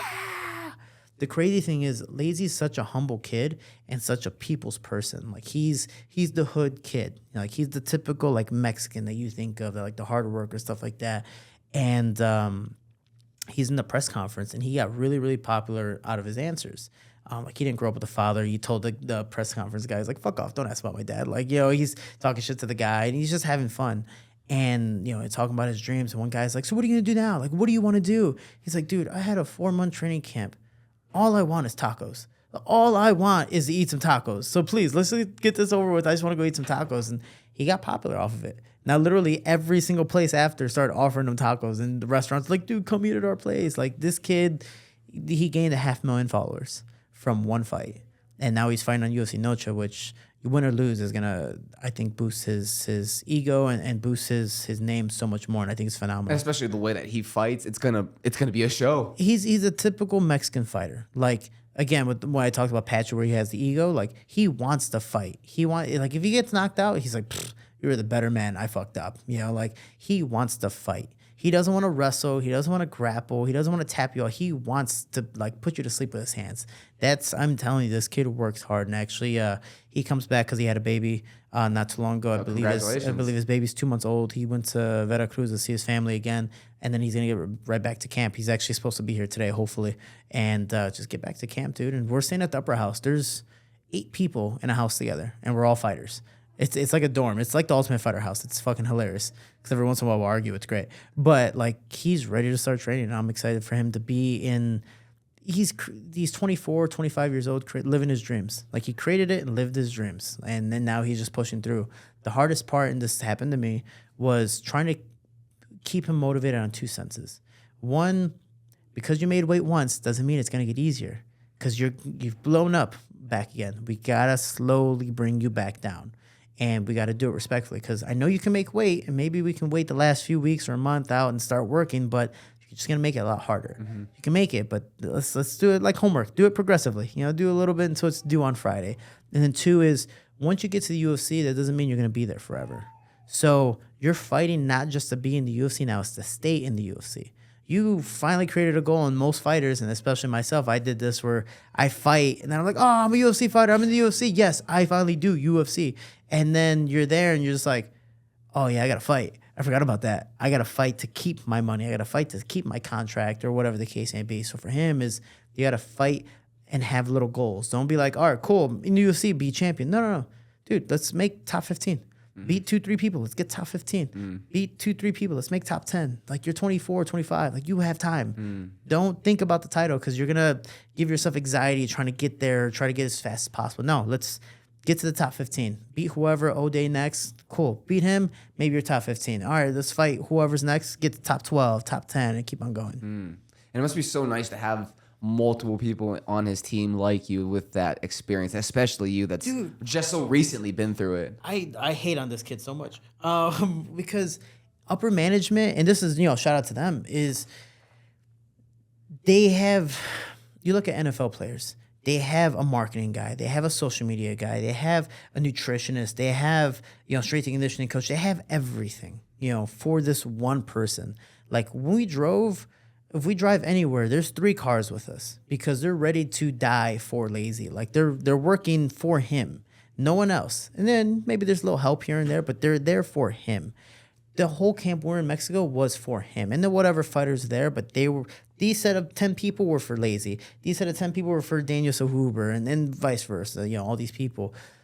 Me, I've been doing everything so long. Given I'm very independent, I'm happy about it. But dude, I'm watching his fight in his camp, and I'm like, damn, I barely did pads my whole career. Damn, I didn't have a nutritionist until I got to the UFC. Damn, I'm like, but it's not hating as in fuck, I wish I had that. I'm just like, dude, good for him. This kid has a chance to do all these things that I didn't get to do. It's kind of like that big brother, for example, my brother. I love him to death, but he didn't get to do all the things I got to. And he's my biggest fan because I want you to do more because I get to say I helped you. That's the closest he's gonna get to that. For me, it's the same with Lazy. Dude, you have another fight in UFC? Fuck yeah. But you gotta do this. This is why, or at least these are my extreme recommendations of why you gotta do this, because I wish I would have done it. Hopefully you don't make the same mistakes and you follow your own little path. You divert whatever way, but take my advice with a grain of salt and go from there. But Lazy, dude, he has his whole fucking team. He comes to the States, I think his, upper management takes care of his flight. He's in a house here for free. They have a nutritionist here for him. I know now he's in the UFC, they offer nutrition and sports recovery and stuff like that. But even before that, he's being taken care of. And it's he's being treated like a professional athlete. For being a kid on the streets, I grew up poor, but it was middle class poor. This kid grew up poor, oh my gosh, so that for him to go from nothing to being this treated like a professional athlete, as I believe he should be, good for him. And now, dude, he goes, random story, tangent. Lazy's so popular now. I don't know if you've ever heard stories about the police in Mexico, but especially if you're a tourist and they know you're a tourist, oh, me no speako, you're a tourist. they're going to take money from you. The cops will like, oh, we got to give you this ticket unless you give us so many pesos or whatever, like give me $100 and I'll let you go, and as an American, you're like, fuck, like I kind of have no choice. I'm in a whole different country. They tried to do that to Lazy one day. They pulled him over and they're like, sir, get out of the car, stuff like that. And out of nowhere, the cops were like, and they went to talk to each other. And they're like, oh, okay. And they come back and they're just like, hey, we won't give you a ticket unless. And Lazy is like, he's like, unless you punch my partner in the face. Can you take a picture with him? Congratulations to your fight. Can we take a picture together? No, yeah, you're free to go. I don't care. You're good. And everyone in the car is filming this whole interaction. They're like, what the fuck? Because the cops, they do that, but that's how popular Lazy is, that he's just avoiding trouble. And they're just pulling people over to pull people over. Like, he didn't do anything bad. But, they want money, and they're like, dude, you're Lazy boy? Oh, yeah, tacos, yeah, okay. And then they just let him go. And it's like, taco! Yeah, he's a taco guy. So it's that's how popular this kid has gotten, and that's out of one fight. Just imagine he wins his next one at the Sphere. What event could be bigger right now than the Sphere? Every single fight in there, if you put a show on, God, that's going to be everything for your career. I don't know where he's going to be labeled in this or put on this card, but I believe he should be somewhere in the middle of the card where he's now on ESPN, not on ESPN Plus. Excuse me, where he's on regular cable, people can watch it, and now hopefully get to know who he is here in the States. Mexico and every Latin country loves him. He speaks Spanish, vieja, this, that, whatever. Everyone loves him. But now we need Americans to love him. Once America's on your side, you're going to be huge. And dude, we've been yelling, we're like, we got to get you to speak English. Even the littlest thing, something, it would just boost the stock so much. He can say, I love you, right? Yeah, sometimes. It all depends. It all depends on the day. Because there's we'll go to the PI and we'll run, and given I'm not completely fluent in Spanish, but I know enough to translate for him, figure stuff out, and we're all good. And I remember one day I'm running a treadmill and he's talking to some guy who's Arabic, so he speaks Arabic, and or he's Arab and he speaks Arabic, but they're both kind of trying to talk in English, and Lazy's like, oh, how are you, brother? And it's just very broken, but he doesn't really know how to listen too well. It depends on the words, and again, some people have accents. It's like listening to an Irish guy or a Scottish talk. You're like, dude, I know you're speaking English, but holy shit, but anyways, I'm running and I take off my headphones just to see if Lazy needs help, and Lazy looks at me after the conversation's over, and I'm just like, you good? And he's just like, dude, I had a full conversation in English. I did it. Yeah. And he's just so happy. So it's very, very simple stuff like everyone, like ABCs and how are you? I'm good. How are you? But that's pretty much about it right now. But slowly, and some swear words, but slowly but surely, he gets to it, man. And I'm, we're, not trying to think too far ahead, but we got to get him some type of speech in English after his, like the Russians when they try to do it after their fights.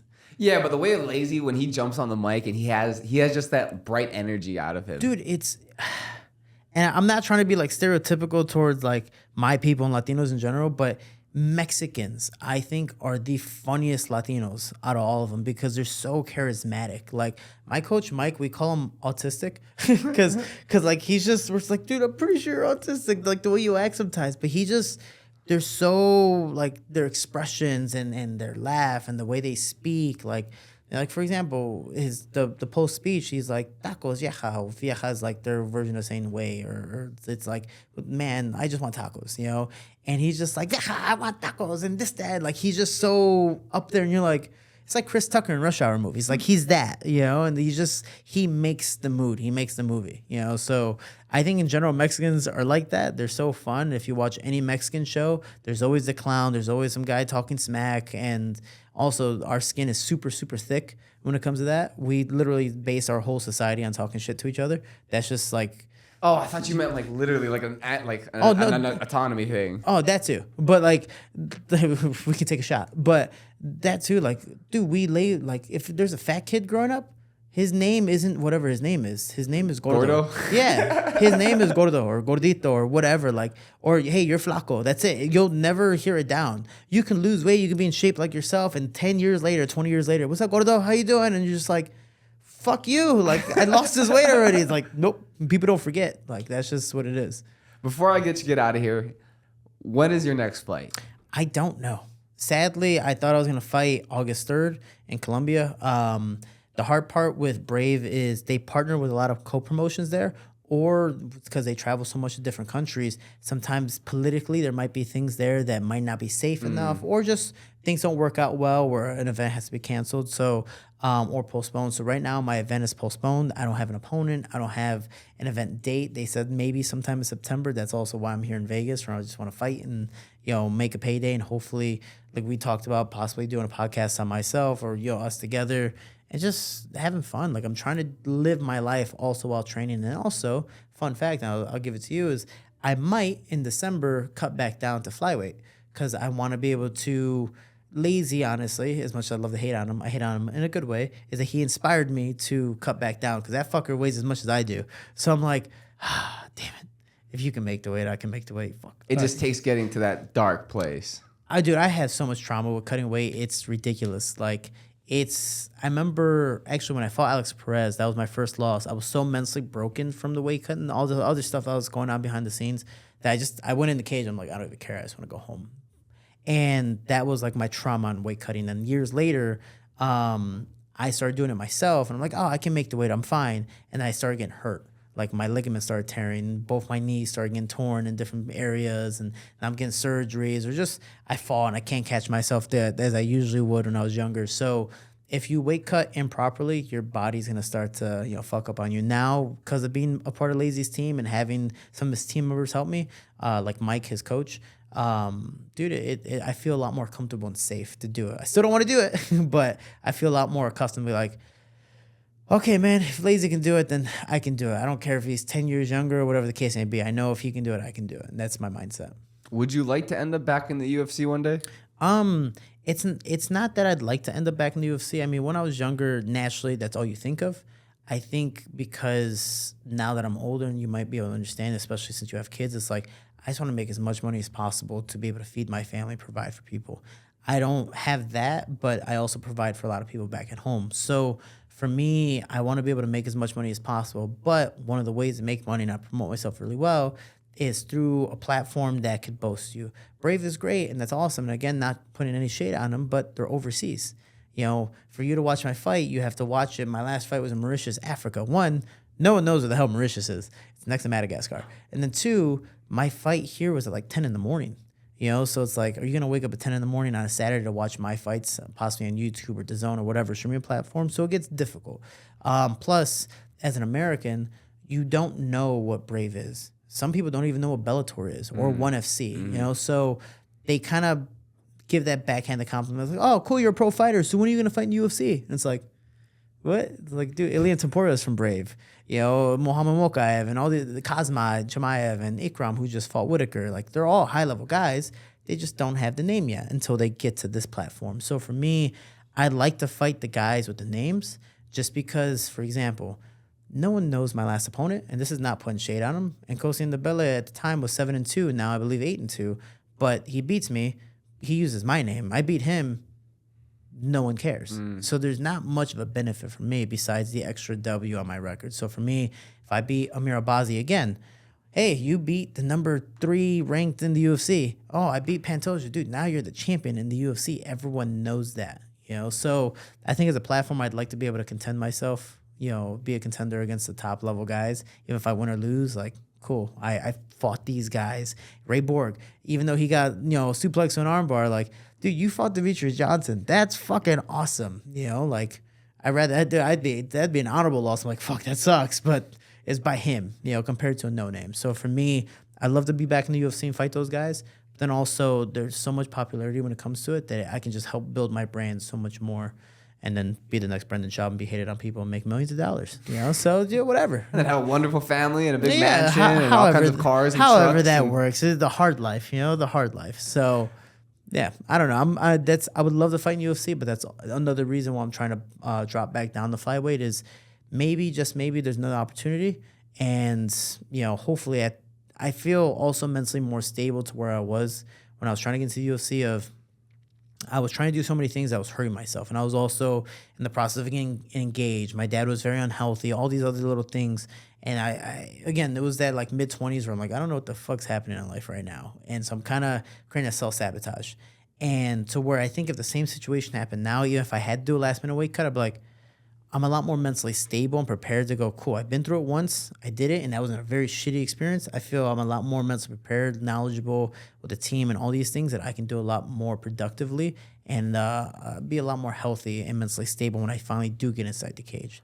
So for me, I want to fight August, September, and slowly go back down the flyweight and also win the flyweight, vacant championship of Brave. And again, these are my plans. I'm putting them out there because manifesting. But and then after that, if I defend it, keep on going. And that's my next and last goal for Brave.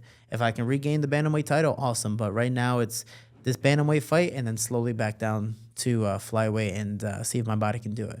And just kind of go from there. If the UFC calls again, then hopefully I get a proper training camp because I actually answered it outside. I had a 9-day notice and 20-day notice in a 2-month span. So I didn't have time to cut weight. Jared Brooks, I literally was like, oh, cool, I got to fight. Shit, I got to cut 26 pounds in 9 days and then 28 pounds against Alex Perez in 20 days after just cutting those 26. So it's difficult. So for me, I would love to get an actual camp. Give me a full month. Give me a month and a half and then hopefully go from there. Mm-hmm. So we'll see. It's as much as I'd like to think about the future, COVID, you never know. Shit could happen again or whatever the case may be. I just want World War III, which is fucking super close right now. But for me, I just want to go this fight, see what happens from there. Because I'm pretty sure you've had the same thing where you've had plans and, dude, shit just comes out of nowhere and just hits the fan and you're like, okay, cool, I got to figure this out. Well, I guess I'm not going this way anymore. Trees in the middle of the road. I got to go the other way. Still trying to make to the same destination, but now I got to take different routes, and it might take a little longer than expected. So these are my plans, but especially my last 2 fights, that was kept on, fucking being diverted. So we just see where things go, and just try my best and try our best family-wise to smile going forward and just go from there. Last thing before you plug everything. So you would do... Talking about plug. You would do a celebrity boxing match. Dude, so did I don't know if I told you about that. So... Misfits had an event in Houston, and I flew down because my friend's chef, Corey Hall, was cooking for one of the fighters. And he's like, dude, we got a mansion. Like, I got a room for you. If you want to come by, just obviously pay your way, and you can stay in the place. Give me a couple of dollars for some food, and we're good. I'm like, dude, I appreciate it because I'll get you a ticket. So it happened, Killer B, Nguyen ended up being there. So I ended up not being in a corner, but being there for weigh-ins and stuff like that. I'm like, oh, shit, you're here. Fuck yeah, I get to support you. Like, dude, you're like, she's dope. She's awesome. So I go down, and I was like, man, dude, I would love to fight an influencer. Like, who cares? And I was fucking around making videos, talking to the promoter as well. I was like, dude, I'll fight all the way down from like 130 to 180. Like, I don't give a fuck. I weigh about 160 naturally. So I'm like, I don't care. I'll fight everyone. And he's like, yeah, sure, cool, whatever. And I was like, this is my record. I just did my medical test. If anybody backs out, like, I'm ready to step in whoever. Hey, who are you telling this to? The promoter, the owner of the promotion. Yeah. Mams Taylor, okay. Yeah, the guy with cowboy hat and glasses everywhere he goes. Right. And he's like, yeah. Shout out to Mams. Yeah. And he's like, yeah, like very nonchalant. He's like, okay, cool, whatever. It's like another guy like trying to give him a paid, business card. And one fight ended up backing out. Like, it just so happened the guy's medicals didn't get accepted. So I was like, this is my moment. Like, it's my fucking time to shine. Like, I got my gloves. I'm ready. I just fought 2 weeks beforehand. So I'm healthy. I'm in shape. I have all my medicals done. But Texas sucks. And because if you have all these medical tests, you need their sheets of paper, like their Texas medical forms. So it could be the same form. It just needs to say Texas on it. And because I didn't have that in like the 2 or 3 days that you need to have it in before, they're like, sorry, you can't fight. But I'm like, I'm fucking ready to fight. I don't care. Let's go. Like, I'm ready to scrap. But it was cool, but weird at the same time. Because it's an influencer event. Mm-hmm. It's not boxers. So you're watching and you're just like, dude, I can fuck up everybody, And I really do believe I'm a good boxer. So I'm just like, these guys suck. I'm like kind of like saying everything through my teeth. But you start to realize the press conference that it's a show. Uh-huh. Like, dude, they had a guy named OJ, and shout out to OJ, coincidentally with the same name.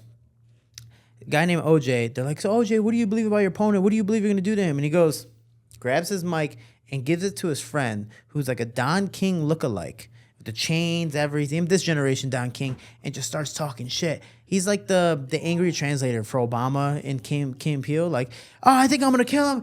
OJ's gonna do what he did the same thing to that white lady. This, that. I'm just looking. I'm like, oh shit. Like this guy, whatever he was getting paid, he should have got paid double. Like he was the show of the whole press conference. So it's just a spectacle, man. Like it's just fun and games, and it's cool. Like, and plus it's influencers. Like I love the fight of Jake Paul or Logan Paul. I don't care how much bigger they are than me. I'll punch everybody. What about a Power Ranger? If I could, again, rest in peace. If I could fight Jace David Frank, I would have loved to. Rest in peace to that man. But him, hell, the Black Ranger, dude, I'll fight everybody. I don't care. No, we know Jason. We know a Power Ranger you might be able to fight. We've been working and getting him a fight with Misfits. Oh, which one's that one? Which was that? Kainalu Moya. He's the Blue Ranger on Netflix. Is the new Power Rangers? Yeah. Is that the what was it, the Power Rangers Forever one? I have no idea. Dino Fury or something like that. Oh, Dino. Okay. This is like the new stuff. New. Like, oh, dude, I'll fuck current. him up. He's like, 20. So he's Dino something. I'll be the old like Mighty Morphin. There you go. Be perfect. I have my White Ranger outfit back in my house. I'll put it on. Dude, we can do everything. It's actually cool when you see martial artists doing martial art acting based roles compared to like these quick cuts and like like it's just not cool. But that's why I was a huge fan of Tommy Oliver, Jace David Frank, because they actually did martial arts and fought and stuff like that. Actually fought MMA, which is not a lot of people knew.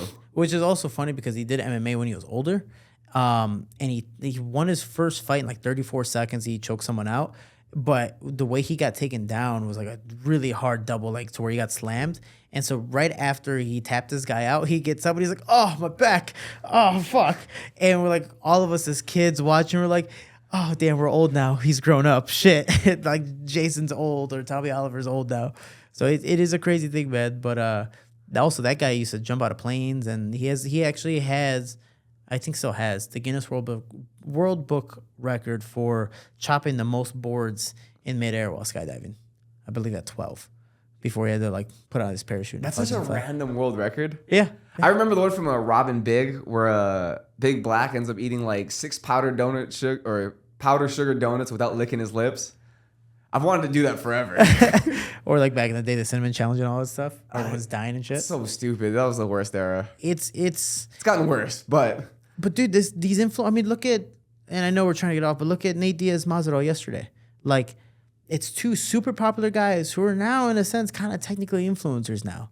Like, again, they're still fighters, but nowhere near their prime. You know that, and you're still watching them because they have a name and they can, fight still. Not saying they fight great, but and also not putting shame on them, but they're obviously not in their prime. So I'm trying to make that as clear as possible.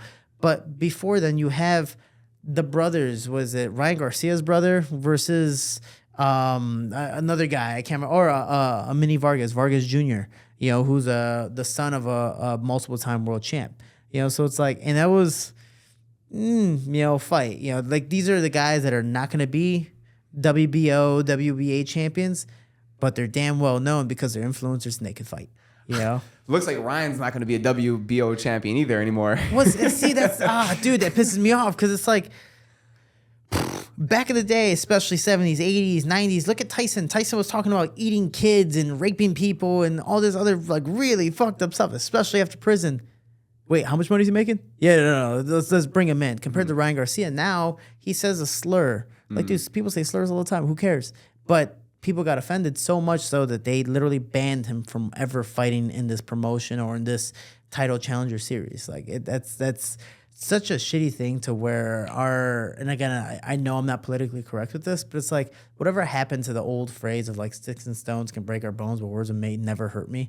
Like I literally heard the opposite from somebody's like sticks and stones may break my bones, but words will definitely hurt me. I was like, where the fuck did you hear that? And they're like, yeah, that's what they taught us at school. I'm like, that's horrible. Like, that's horrible. Because, again, like, that's all we do is talk shit. So, yeah, it's everyone's too easily offended, and it's crazy. Like, if something bothers you, man, swallow your pride and just kind of go from there, man. This whole situation, though, it seems like they might be, I hate to sound like a conspiracy theorist, but, like, they're coming for him, right? Because even, like, the drug sample, it looks like it came from a tainted supplement. Well, it said it was that he was positive, and then he was negative, and then he was positive again.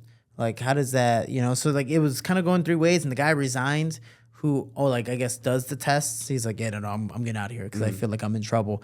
And then he still somehow turns out positive. And it was weird. So, for Ryan and I mean, multiple people, I'm a huge Kanye fan, so the whole conspiracies of Kanye, Illuminati and all this other stuff, it's like, man, if you don't do what people tell you, eventually stuff comes for you. So, at least when you get to a certain point. So that's the hard part about speaking your mind. Once you get to a certain levels, you can't.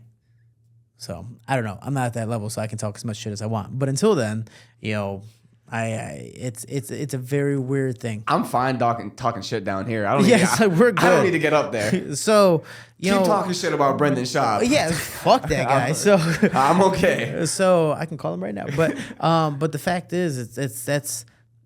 And again, the whole politically correct thing is like, yeah, if you're going out of your way to make someone feel bad, okay, you're an asshole. Like, you deserve to get it, if you're trying to bring violence upon someone. But if you're just like, man, I just don't like this. Hell, I don't like fingering my butt. And some people are like, what, you homophobic? You don't like that shit? I was like, no, I'm not homophobic. I just don't like it. I thought you were going to say, I don't like black people. Yeah, I was like, my girlfriend's black. I barely like her. It's like, just start talking shit. No, but the fact is, it's like, dude, there's going to be things I don't like. I don't have to follow your page. I'm not you, and vice versa. Obviously, again, if I'm going out of my way to put you down, that's a whole different thing. But if you ask me a question, I answer realistically as a general statement. I don't like this, or I don't like whatever the case may be. Then okay, like let me be me, you be you. I was raised the way I was raised, probably, and we all need to better ourselves in many aspects. But that's it. Like, don't make me believe like some people are Republican, some people are Democrat. Because I'm Democrat or you're Republican or vice versa, like I don't need to put that on you, So that's the hard part. I'm not political, so I don't really care for either or. I just believe in hopefully the better person, which life. Politics sucks, so it doesn't matter. Are you voting? I'm not too sure. When is that? November? Have you ever voted? I have voted, and I was in college, and I voted for. So this is actually a really funny story. So at the time, Bernie Sanders was running for president, and there was Hillary, Trump, all that stuff. And my coach is a fucking extreme Republican, like Trump all day, every day. But this is also in a very Mexican neighborhood where at the time he just started talking about, well, again, Trump brings up good points, but doesn't say it in the right way. Again, I relate to him with Kanye. Like, Kanye says some real stuff, but dude, you could have said it way better. Like you said it way too aggressively and offensively, So it's like, I know what you're trying to say, but I really had to break this down instead of you just saying it correctly. Where, anyways, he's saying like, all Mexicans are coming over, they're drug dealers, they're rapists, they're bad people, stuff like that. I'm in a Mexican neighborhood. And my coach owns a gym in a Mexican neighborhood. And he's like, yeah, Trump this, Trump that. Where, again, propaganda, fake news, whatever the case may be, we only look at the bad stuff. So we only see the bad stuff. We don't see the positives that maybe Trump is doing or Biden, whoever the case may be. So we're like, dude, fuck Trump, And we started messing around. One of our kids was just about to turn 18. And my coach is like, oh, that's awesome. So, Shorty, who are you going to vote for? I'm in college. Bernie Sanders is big on representing college students and, taking away debt and all that stuff. I'm like, dude, I'm going to vote for Bernie Sanders. He's doing this. He goes, I don't like it, but I get it. Cool. Like, and we talked about it and it was cool. He's like, go and vote for Bernie Sanders. He just wants to get, some information out of you. Out of nowhere, I was like, but Adrian, he's about to turn 18. And guess who he's voting for? He goes, oh, that's awesome. Who's he voting for? I was like, oh, dude, he's voting for Hillary Clinton. And oh my fucking God, if you tell that to a Trump supporter, it just turns the whole other way. Horns come out. Like my coach turned evil. He's like, what the fuck? We just started practice, and our practices are 2 hours. The kid's like, yeah, I voted for Hillary. Yeah, like just fucking around. And dude, our coach sat us down and had like just like a lecture with us for 2 hours. And 20 minutes in, I'm like, oh, this is fucking hilarious. 40 to an hour in, I'm like, I'm so sorry. I'm so sorry, everybody. And like he lectured us for like 2 hours about Hillary Clinton, how she should be in jail, and all this other like the emails and fucked up shit. And I'm just kind of like, I'm so sorry. It was just a joke, But yeah, so but it's also a crazy thing. Again, like I think if you can explain yourself, like when people were, I know you've seen videos on TikTok or Instagram where people were like, man, I can't believe Trump is saying this, and then people were like, oh, so what is he saying? He's like, oh, where do I start? And they're like, okay, well, to start somewhere. He's like, we know that one time, and then people don't have facts. It's like, dude, people are just following social media trends, you know? So whether you're voting for Trump, Biden, whoever the fuck replaces Biden, because this dude's gonna fucking not make it, and all these other people, like, dude, have just be education, you know, like look some stuff up. Yeah. You know, be educational. Don't just like, I like him, or he's more popular, or he's funny, or she's whatever. Like, let's be logical and figure some shit, you know, or make shit out. some decisions for yourself. You know what I mean? Like, there's so many people that just pick something because someone else said that thing. Key and Peele actually has a skit about that. Look it up. It's like Key and Peele, social media fan, and basically like this person only sides with the most popular. That's it.